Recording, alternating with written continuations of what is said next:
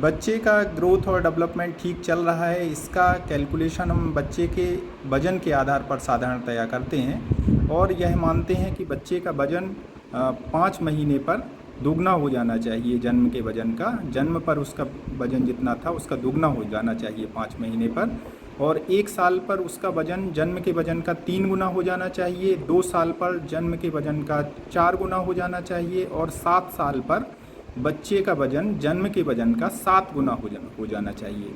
लेकिन इसको और बारीकी से यदि हम कैलकुलेट करना चाहते हैं तो हम कुछ फॉर्मूले का प्रयोग कर सकते हैं। जैसे कि अगर 1 साल के अंदर का बच्चा है यानी उसकी आयु माह में है तो हम उसका वज़न कैलकुलेट करते हैं m+9/2 से। यानी अगर बच्चे का अगर 5 माह का बच्चा है तो m+9, m मीन्स मंथ, कितने महीने का है, तो अगर 5 महीने का है तो 5 + 9 यानी 14/2 यानी कि 7 kg के आसपास हम अप्रॉक्सीमेट ये मानते हैं कि 7 किलो का होना चाहिए।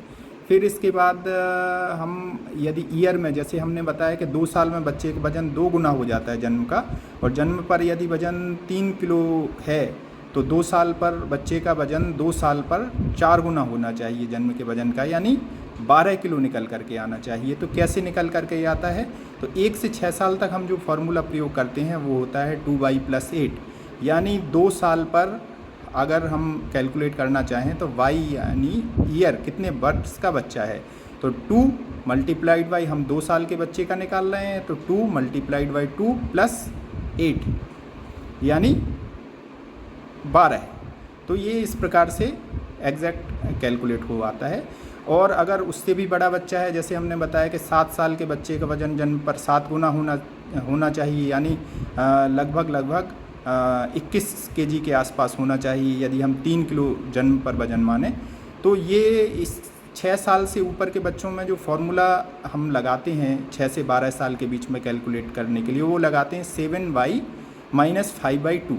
यानी अगर 7 साल के बच्चे का हम वज़न कैलकुलेट कर रहे हैं तो 7y मतलब कितने साल का बच्चा है, तो 7 मल्टीप्लाइड बाई y, हम चूँकि 7 साल के बच्चे का निकाल रहे हैं इसलिए 7 मल्टीप्लाइड बाई 7 यानी 49 - 5 यानी 49 - 5 यानी 44 और 44/2 यानी 22, यानी लगभग हम मान के चल रहे हैं कि 7 साल पर 7 गुना यानी 21 किलो होना चाहिए, और हमारे हिसाब से यह जो वज़न आया ये 22 किलो आया, तो अप्रॉक्सीमेट ठीक वज़न आया है। तो इस प्रकार से हम वज़न इसके बाद हाइट पर आते हैं तो हम ये पाते हैं कि बच्चे की जो हाइट है वो जन्म पर 50 सेंटीमीटर होती है और उसके अगले साल यानी 1 साल में वो 25 सेंटीमीटर बढ़ती है, उसके अगले साल में वह 25 की आधी बढ़ती है यानी 12.5 सेंटीमीटर बढ़ती है। तो 1 साल पर बच्चे की जो हाइट होती है 50 + 75, 50 + 25 यानी 75 सेंटीमीटर होती है। उसके अगले साल यानी 3 साल पर जो हाइट बच्चे की होगी वो 50 + 25 + 25 का आधा यानी 12.5। उसके अगले साल यानी 4.5 साल पर बच्चे की जो हाइट होगी वो 50 + 25 + 12.5 + 12.5/2 यानी 12.5/2 यानी 6.25। तो इस प्रकार से बच्चे की जो हाइट है हम 4 साल तक कैलकुलेट करते हैं और ये मानते हैं कि 4 से 4.5 साल तक बच्चे की जो हाइट है वो नियर अबाउट 100 सेंटीमीटर हो जाती है। लेकिन अगर हम इसको कैलकुलेट करने के लिए पार्टिकुलरली कोई फार्मूला प्रयोग करना चाहें तो जो 6 वर्ष से बड़े जो बच्चे होते हैं उनके लिए जो फार्मूला होता है वो होता है एज मल्टीप्लाइड बाई 6 + 77। इस फार्मूले का हम प्रयोग करके उनकी उम्र के अनुसार हाइट निकालते हैं 6 साल से बड़े बच्चों की।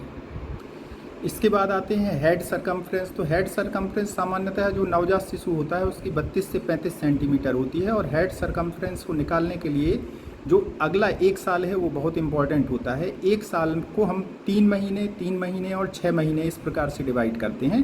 पहले 3 महीने में 2 सेंटीमीटर पर मंथ के हिसाब से हाइट बढ़ती है, उसके अगले 3 महीने में 1 सेंटीमीटर पर मंथ के हिसाब से बढ़ती है, और उसके अगले 6 महीने में 0.5 सेंटीमीटर पर मंथ के हिसाब से बढ़ती है। यानी पहले 3 महीने में 6 सेंटीमीटर बढ़ जाएगी, फिर 3 महीने में 3 सेंटीमीटर बढ़ेगी, फिर उसके बाद जो 6 महीने होंगे उसमें भी 3 सेंटीमीटर बढ़ती है। इस प्रकार से कुल जो हेड सरकमफ्रेंस है वो 12 सेंटीमीटर के आसपास बढ़ती है। तो 32 से लेकर के 35 होती है नॉर्मल नवजात शिशु की हेड सरकमफ्रेंस। उसमें हम 1 साल पर 12 जोड़ देते हैं, तो लगभग ये 44 से लेकर के 47 सेंटीमीटर तक हेड सरकमफ्रेंस आ जाती है। और जो एडल्ट की हेड सरकमफ्रेंस होती है वो लगभग 52-53 सेंटीमीटर होती है। तो इस प्रकार से जो है ना 1 साल के बाद उसमें बहुत कुछ खास परिवर्तन नहीं होता है। तथा यह भी ध्यान में रखने योग्य बात है कि बच्चा जब पैदा होता है तो उसका हेड बड़ा होता है, चेस्ट छोटा होता है, और बाद में चेस्ट की जो साइज़ है वो बढ़ती है, चेस्ट सरकमफ्रेंस बाद में बढ़ती है, और यह हेड सरकमफ्रेंस के बराबर होती है at the age of 9 month. मतलब पहले हेड बड़ा होता है और चेस्ट छोटा होता है, और head circumference at the age of 9 month chest circumference के बराबर हो जाती है। इस प्रकार से ये कुछ इम्पॉर्टेंट चीज़ें हैं जो कि बच्चों की वृद्धि विकास से संबंधित हैं, और ये जो डाटा है होप कि इन फॉर्मूले का प्रयोग करके हम एक स्वस्थ बच्चे के विकास चल रहा है इस प्रकार हम समझ पाएंगे। ये हमें समझने में सहायता करेगा। धन्यवाद।